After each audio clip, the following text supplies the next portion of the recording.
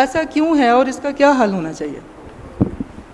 Doctor صاحب نے جو صورتحال کا ذکر کیا نا، حید و تشویق ناس، یہ صرف قادیانیوں کا معاملہ نہیں. لوگ غیر مسلموں کے بارے میں جو بالکل علانیہ کافر ہیں ان کے بارے میں یہ کہتے ہیں کہ یہ مشنریز ہیں، کتنا اچھا اخلاق ہے، اسپتالوں میں کیا سلوک ہے ان کا، غریبوں کی امداد کرتے ہیں.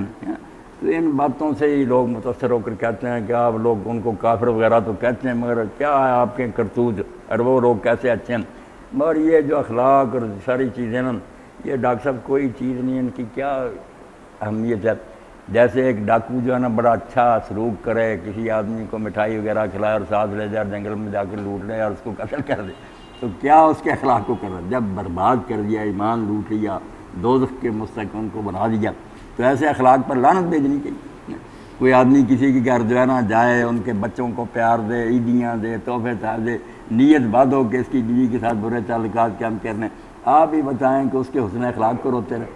انجام کیا کہ دین اسلام سے یہ لوگ کٹ جاتے ہیں، ایک دجال کو نبی مان لیتے ہیں، باقی امت کو پھر یہ جو رہتے ہیں انہیں دیتے ہیں. آپ کو پتہ جب اسمبلی میں یہ بات چل رہی تھی کہ انہیں غیر مسلم قرار دیا جائے، تو یہ بھٹو وغیرہ یا غلی خان ان کو کیا یہ مولویوں کی باتیں متاثر کر سکتی ہیں؟ وہ بھی کتابیں نکالتے تھے بڑی بڑی، یہ بھی نکالتے تھے، کوئی مسئلہ حل نہیں ہوتا.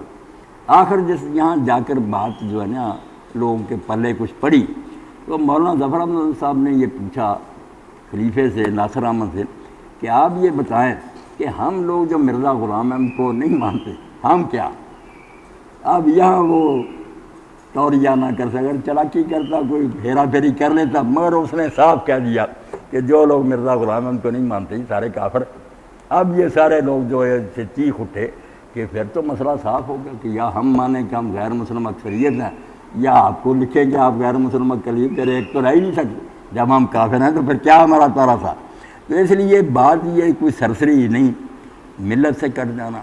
اور 100 سال سے زیادہ عرصہ ہو گیا ہمارے ساتھ، پھر یہ نماز نہیں پڑھتے، امام کعبہ کے پیچھے بھی نہیں پڑھتے.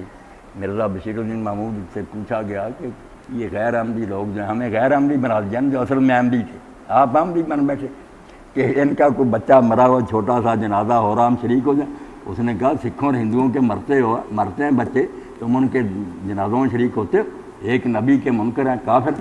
بات بھی ٹھیک ہے، اگر نبی ہے تو پھر اس کے منکروں کو کیا رائے دینی؟ تو یہ چھوٹا موٹا اختلاف نہیں، بہت بڑا اختلاف ہے. اس لیے علامہ اقبال جیسا آدمی جو پہلے ان سے اخلاق سے متاثر تھا، باقی اس نے لکھا کہ قادیان میں ایک تحریک نکلی ہے، وہ ٹھیٹھ اسلام کا نمونہ ہے، بڑے اچھے ہیں. مگر یہ سارا گجر و فریب جب سامنے آیا کہ یہ تو امت کو ٹکڑے کرنے والی بات، بجائے وحدت پیدا کریں گے. پہلے کچھ مسلمان ہیں ان کو بھی ساروں کو کافر قرار دو اور آپ مسلمان بنتے پھر. تو ان کو جو ہے نا ڈاکٹر صاحب سمجھانے کے لیے جو باتیں نا مناظروں کی اور بحثوں کی، اس سے عام آدمی جو ہے نا وہ کوئی نتیجہ نہیں نکال سکتا. توفی کا کیا معنی، رفع کا کیا معنی، یہ تو عالموں کے بھی سمجھنے کی نہیں ہے، تھوڑے سمجھیں. بات جو سمجھنے کے لیے خلاصے کے طور پر بیان کر دیں، چلو وقت تھوڑا، کہ قادیانی تحریک نے جو دین کو نقصان پہنچایا نا، سارے انبیاء کی دعوت آدم علیہ السلام سے کہ جڑ کاٹ دی ہے نبیوں کی. اس لیے جب میری بات ہوتی نا، یہاں بھی مصطفیٰ آباد میں آپ کے اسپتال کے سامنے اس محلے میں اکٹھے ہوئے تھے، لڑکوں کو گمراہ کر رہے تھے یہ دارالقرآن میں. وہ پھر میرے پاس آئے، طے ہوا کہ بات ہوگی، گئے تو ضلع کے مربی تھے، شہر کے جو سی خطیب وہ تھے، بہت جمع ہوئے تھے محلہ ہی. اسی وقت مجھے پتہ چلا کہ یہ سارے لوگ ایک ہی جگہ رہ رہے ہیں، مسجد بھی اندر بنائی ہوئی. تو اکٹھے ہوئے تو میں نے بعد ہی ڈاکٹر صاحب یہاں سے شروع، میں نے نہیں عیسیٰ علیہ السلام زندہ، یعنی میں نے کہا یار میری بات کرو، میں اسلام چھوڑنا چاہتا، بالکل یہ دین کوئی نہیں، میں نہیں ماننا، مجھے بتا سکتے ہو بتا. وہ حیران ہو گئے.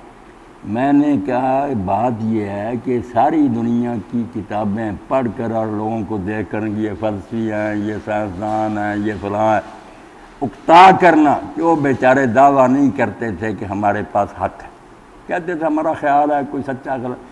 ایک گروہ ایسا نظر آیا جس کا اعلان یہ تھا کہ ہم ظن و تخمین یا اندازوں سے بات نہیں کرتے، ہمیں اللہ علم دیتا، اور یہ 100% درست حق. یہ انبیاء کی جماعت.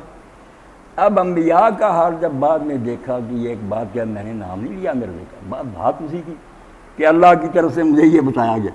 بعد میں وہ بات نکلی جھوٹ، نہیں ہوا ایسے.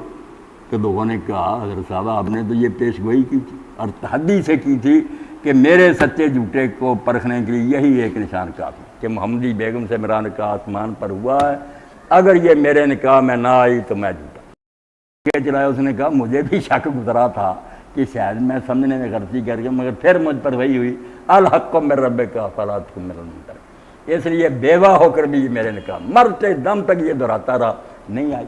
اب اس ظالم نے کیا کیا، سارے انبیاء کا بیڑا کر کے کہنے لگا یار میں کیا کروں، فیصد ہوتا ہے، کہنے لگا جو بدکار عورتیں نا فحشہ اور کنجریاں، کئی پیش گوئیاں ان کی بھی سچی ہو جاتی اور کئی نبیوں کی بھی سچی نہیں ہوتی، فیصد نکالا کرو، جس کی زیادہ ٹھیک ہو نا وہ نبی، جس کی کم ٹھیک ہو وہ جھوٹا ہو سکتا ہے، ساری نہیں سچی ہو